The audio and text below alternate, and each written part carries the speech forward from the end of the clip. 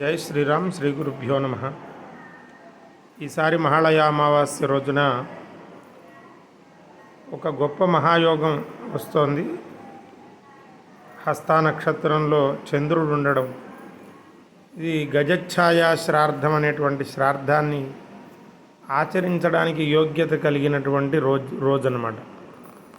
అది అటువంటి యోగం ఎప్పుడో చాలా సంవత్సరాలకు ఒక్కసారి వస్తుందని పండితుల ద్వారా మనకి తెలిసింది.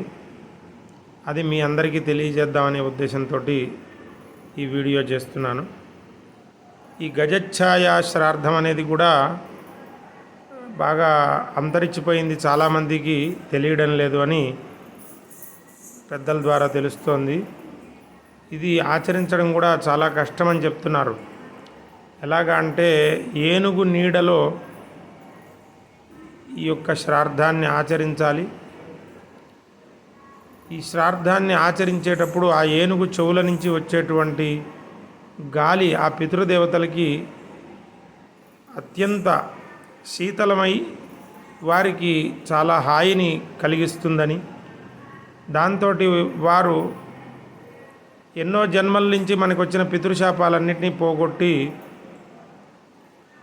గయా అటువంటి క్షేత్రాలకి వెళ్లకుండా అడ్డం పడుతున్నటువంటి దోషాలన్నింటినీ తొలగిస్తారని మనకి శాస్త్రం ద్వారా తెలుస్తోంది. అటువంటి విశేషమైనటువంటిది గజఛాయ శ్రాద్ధం అంటారు. దాన్ని ఈ అమావాస్యలో ఆచరించడం కూడా ఆచరించడానికి యోగ్యమైనటువంటి రోజు. ఈసారి అటువంటి అమావాస్య వచ్చింది. తర్వాత ఈ మహాళయ అమావాస్య చాలా గొప్పది. ఇటువంటి యోగం కూడా కలిసి ఉండడం వల్ల అందరూ ఈ రోజుని చక్కగా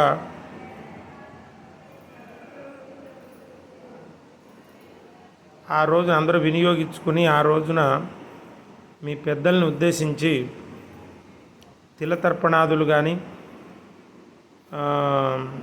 స్వయం పాకాదులు కానీ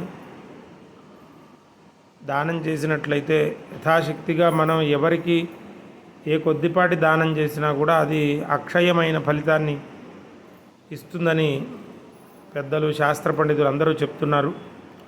అటువంటి ఈ అమావాస్యని అందరూ సద్వినియోగం చేసుకోవాల్సిందిగా తెలియజేస్తున్నాను.